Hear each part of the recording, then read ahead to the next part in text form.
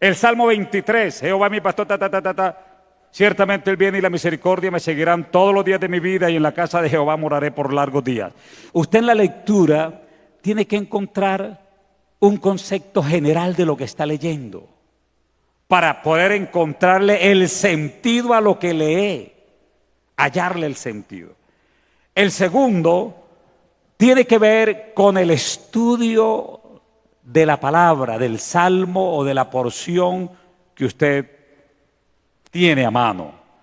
Y lo tercero tiene que ver con la meditación. Vamos a explicar cada uno de estos pasos.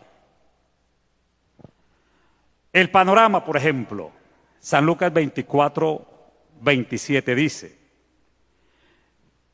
y comenzó desde Moisés y siguiendo por todos los profetas, le declaraba en todas las escrituras lo que de él decía. Lucas 24, 27. Jesús se presenta a los suyos y dice, y comenzó a hablarles desde Moisés, pasó por los profetas y les declaró las escrituras respecto de él, de lo que ellas decían de él. Un panorama general. Pero luego usted mira lo que dice Hechos, capítulo 13, los versículos del 16 al 41. Lamentablemente nos dañó las pantallas, hay un problema quizás en los computadores. Pero si hubiera querido hoy, porque quiero que usted participe en su momento de este taller de estudio sobre lo que es servir.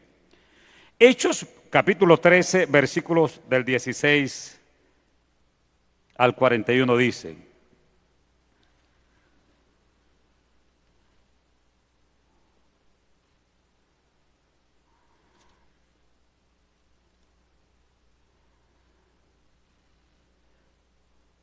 entonces Pablo, levantándose, hecha señal de silencio con la mano, dijo: varones israelitas y los que teméis a Dios, oíd. El Dios de este pueblo de Israel escogió a nuestros padres y enalteció al pueblo, siendo ellos extranjeros en tierra de Egipto, y con brazo levantado los sacó de ella, y por un tiempo como de 40 años los soportó en el desierto. Y habiendo destruido 7 naciones en la tierra de Canaán, les dio en heredad su territorio. Después, como por 450 años les dio jueces hasta el profeta Samuel.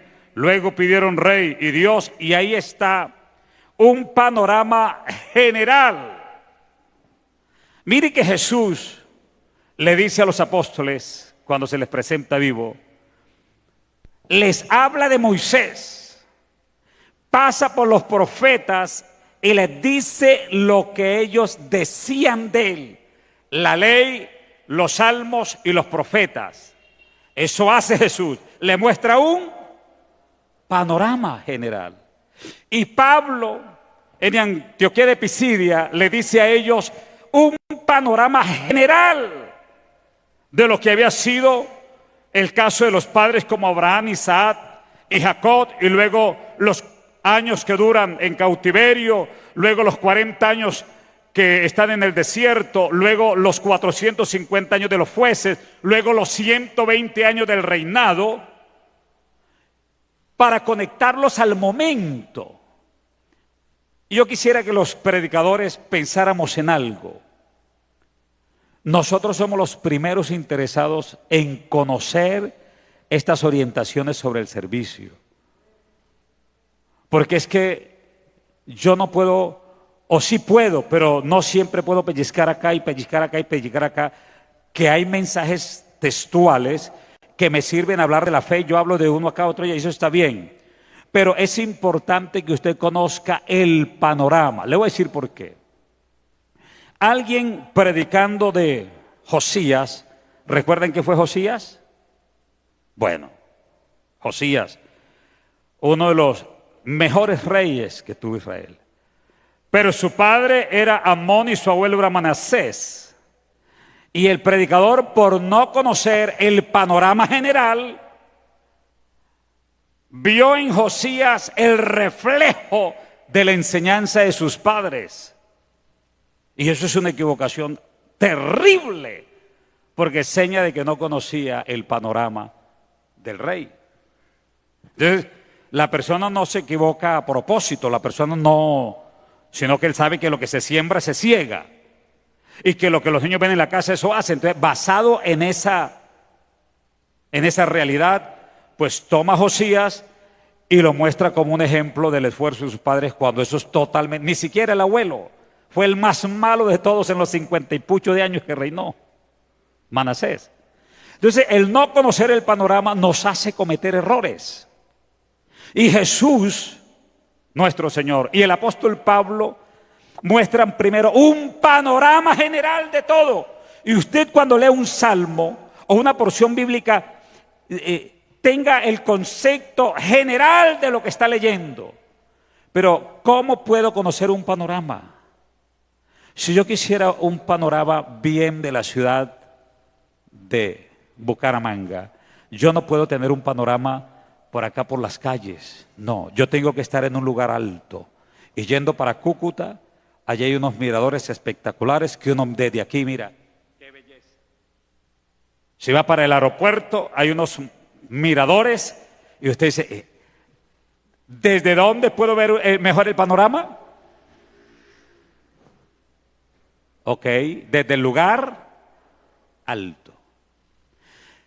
Para contemplar bien el panorama de la ciudad de Bucaramanga, yo tengo que estar por encima de la ciudad, ya sea un avión, un helicóptero, ya sea un mirador, pero yo tengo que estar por encima. El que va a hallar un panorama bíblico tiene que estar arriba. La paloma mensajera, cuando se usaba, ahora no es común. Ella recibía el mensaje y lo que hacía era elevarse. Y desde allá disipar el punto donde tenía que dejar el mensaje. ¿Qué hacía que ella divisara el lugar donde va a depositar el mensaje? El estar arriba para contemplar el panorama. Y una de las buenas cosas que hacemos los que no predican y los que predicamos es poder estar arriba, en un lugar donde yo pueda ver las cosas como Dios las ve. Solo la oración me permite esa dicha, poder orar, comunicarnos con el Todopoderoso. Y valga la pena esto, si usted va a predicar media hora, ore 1 hora. Si usted va a predicar 1 hora, ore 2 horas. Y si usted no es muy experto en esto, ese sábado que va a predicar, véngase a ayunar, véngase a clamar. Porque no se trata de quedar bien ante los hombres, se trata de traer el mensaje de Dios a su amada, a su elegida, a su iglesia. Entonces, es importante que el que se acerca a leer la palabra, sea porque va a enseñar o va a predicar o desea sacarle el jugo a la palabra, lo primero que tiene que considerar es el panorama general. Luego, si usted quiere estudiar, digamos, el Salmo 91, entonces usted arranca con el panorama general. ¿Cuál sería? Todo, desde el 1 hasta el final del Salmo. Ese es el panorama general. Y ya con el panorama general tengo un concepto global de lo que dice el Salmo. Pero si quiero ir un poco más allá, doy un segundo paso que se llama el estudio. Ya no es tener un concepto global del Salmo 91, sino estudiar el Salmo. Eso requiere de otra dinámica. Entonces yo lo que hago es mirar el Salmo, lo leo todo, vamos a buscarlo.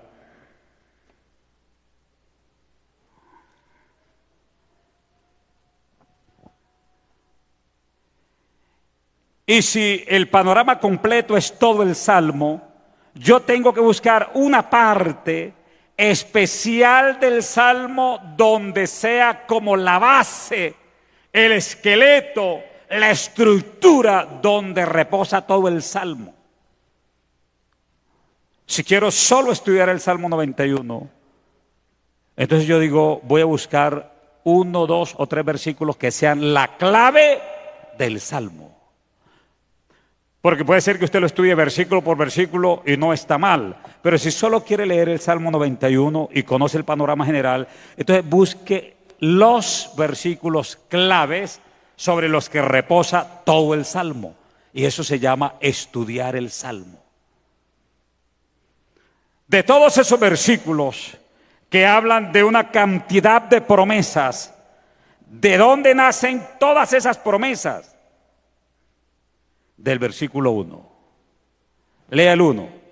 El que habita al abrigo del Altísimo morará bajo la sombra del Omnipotente.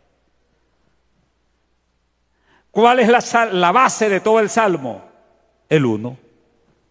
Porque si estoy ahí, viviendo, morando, habitando, el que habita, el que mora, el que vive, el que permanece, no el que está de paso, sino el que habita. Yo salgo para algunas partes, hago mis vueltas, pero yo no habito por allá. ¿Dónde queda mi habitación? Aquí. Esta es mi habitación. Y todo el Salmo, todas esas promesas radican en el versículo 1. Entonces, ¿cuál sería el versículo o los versículos de estudio? El 1. Porque ahí depende todo. Entonces yo tengo que comenzar a estudiar. El que habita al abrigo del Altísimo mora bajo la sombra del Omnipotente. Entonces comienzo yo a estudiar. El que habita, ¿qué es habitar? ¿Qué es morar? ¿Qué es vivir? ¿Cuál es la raíz que me lleva a pensar en eso? El que habita, el que mora, el que vive. Al abrigo. ¿Cómo se tradujo el abrigo para el Salmo 91? El que habita al abrigo del Altísimo. Bajo la protección, bajo su amparo, bajo su cubierta. Entonces yo comienzo a estudiar ese versículo que es la clave del resto del Salmo. Porque ahí radica. La gente coge versículos y por ejemplo dice, caerán a tu lado 1000 y 10.000 a tu diestra, mas a ti no llegará, y se agarran y guárdame Señor, porque aquí dice eso, ahí dice eso, pero eso no es la base del estudio. Esa es una promesa que se cumple si miro la base, que es el versículo 1. Ahí la clave es el 1. Entonces primero está el panorama, segundo el estudio y tercero la meditación de la porción bíblica que yo estoy tomando. ¿Quién tiene que hacer eso? Todos los hermanos de la iglesia que quieran conocer la Biblia, que no es como leer un periódico. Si ya conocí el panorama general del Salmo 91 y sé que todo me habla de que Dios nos guarda, nos cuida, pase lo que pase, ese es el panorama general, ¿cierto? Y luego me doy cuenta que para estudiar dónde está la base de todas esas promesas, estudio el versículo 1, con todas las implicaciones que tiene que ver el versículo 1. Y luego viene el punto 3, la meditación. Tengo que centrarme en uno o varios textos donde yo pueda meditar. Porque en la meditación yo tengo que encontrarme con un Dios personal, con alguien que no le dijo eso a los del pasado, sino que me lo está diciendo hoy a mí. Eso también es para mí, eso yo lo necesito, eso hace parte de lo que yo creo. Y tengo que, en la meditación, tengo que encontrar que lo que he leído es para mí, cómo lo aplico a mi vida, cómo hago que eso sea parte de lo que yo necesito, de lo que yo quiero, de lo que yo anhelo. Eso se llama la meditación.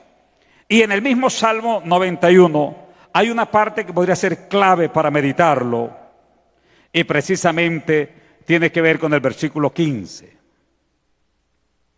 Me invocará y yo le responderé. Con él estaré yo en la angustia, lo libraré y le glorificaré. ¿A quién se refería? ¿A quién se lo dijo? ¿Esto es para mí? Y yo le pregunto a usted, ¿será para usted y será para mí? Claro. Contigo estaré en la angustia y te libraré. O sea, todas las promesas que están ahí son para mí.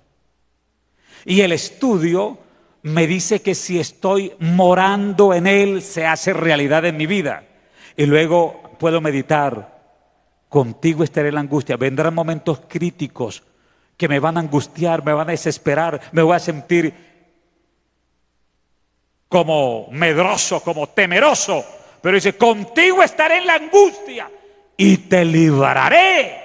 Te saciaré de larga vida, no me voy a morir ahí. No me va a matar ahí la angustia, el dolor, la tristeza, la enfermedad, el problema económico, el problema social o familiar o conyugal. No, no me voy a morir ahí.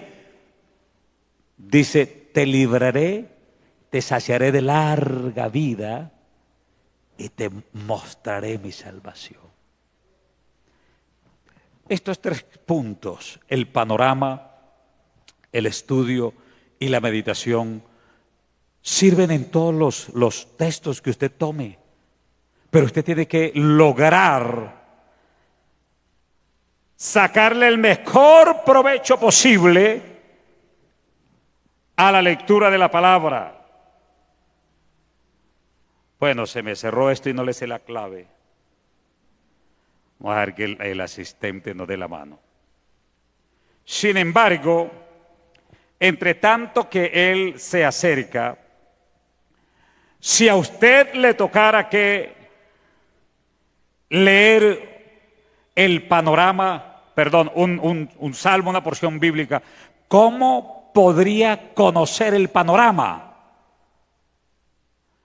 Usted va a leer Mateo 5, 6 y 7, que esos 3 capítulos hablan del establecimiento del reino de Dios en la tierra, ¿cierto? Si usted lee solo el 5, queda mucho. Si lee el 6, 5 y 6, queda mucho. De tal manera que el sermón completo es el capítulo 5, el capítulo 6 y el capítulo 7. Esos 3 capítulos forman el sermón del monte. Y usted, como un hombre ya que está en Cristo, que se bautizó, que está queriendo ser lleno del Espíritu Santo, o que ya es lleno, o que es un servidor, es bueno que usted piense que si va a leer el Sermón del Monte tiene que agarrar los 3 capítulos. Y todos esos capítulos nos enseñan de lo que era la ley, o es la ley, y de lo que Cristo dice. ¿Qué dice la ley y qué dice Cristo? Y ahí están las riquezas del reino de Dios en la tierra, en esos capítulos del Sermón del Monte. Pero el panorama general me muestra todo eso. Sin embargo, yo tengo que tener en cuenta que de esos 3 capítulos, vamos a buscarlo de una vez, puedo hacer el estudio en el capítulo 7, los versículos del 24 al 29. Ahí voy a hacer el estudio. ¿Por qué? Porque ahí dice, el que me oye estas palabras y las hace, le compararé. Y el que no las hace, entonces yo voy a estudiar todo el estudio de esos 3 capítulos, los baso ahí. El panorama general, los 3 capítulos. El estudio en los versículos del 24 al 29, dije, ese. Y voy a meditar en uno. Y tiene que ver exactamente con el versículo 24 y 25. Meditar que el que puede construir su casa sobre la roca, puede venir lo que se venga y no le pasa absolutamente nada. Y que eso no es para otros especialmente, eso es para mí. Eso es para mí. Amén. ¿Cuántos quieren decir gloria a Dios? Porque es necesario que no se quede solamente pensando en el panorama general, sino entrar al estudio. En Hechos 17:11 dice: y estos eran más nobles que los que estaban en Tesalónica, pues recibieron la palabra con toda solicitud, escudriñando cada día las Escrituras para ver si estas cosas eran así. En 2 de Timoteo 2:15 dice: procura con diligencia presentarte a Dios aprobado, como obrero que no tiene de qué avergonzarse, que usa bien la palabra de verdad. Y en San Juan 5:39 dice: escudriñad las Escrituras, porque a vosotros os parece que en ellas tenéis la vida eterna, y ellas son las que dan testimonio de mí.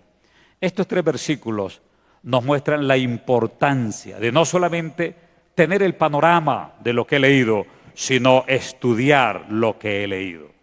¿Y por qué debo de meditar especialmente en un punto del Salmo de lo que he leído? Porque la meditación es ¿qué me dice Dios a mí en lo que he leído?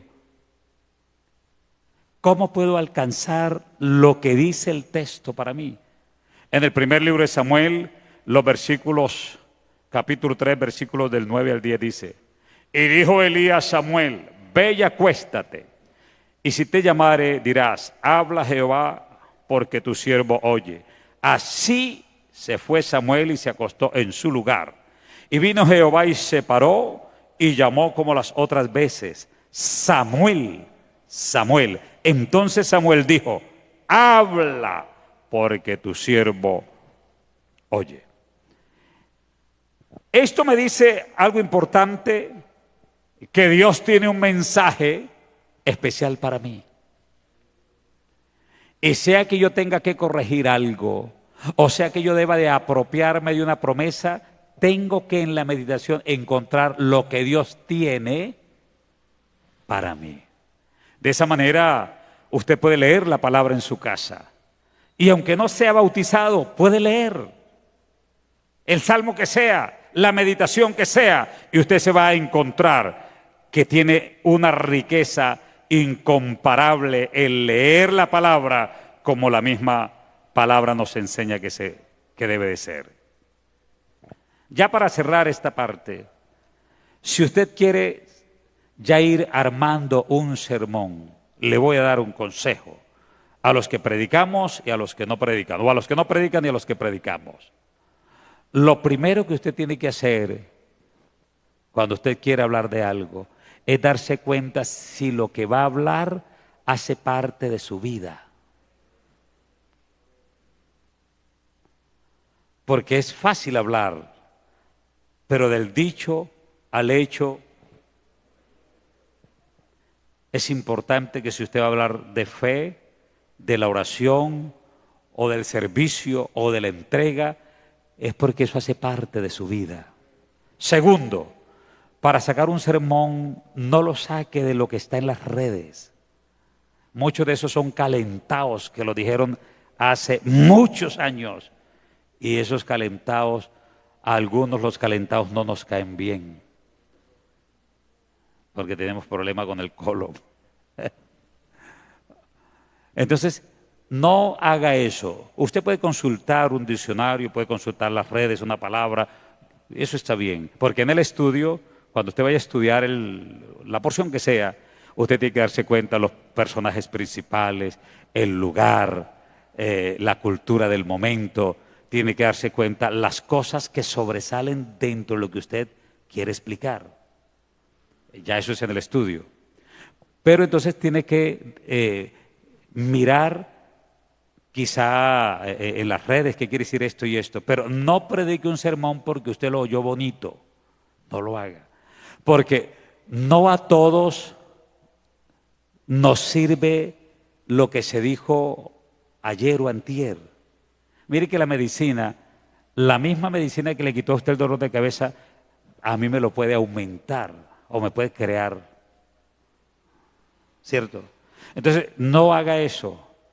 Yo más bien le recomendaría, saque un tiempo para estar en la presencia de Dios, no para pedirle, no para que le arme el tema, sino para deleitarse en la presencia de Dios un rato.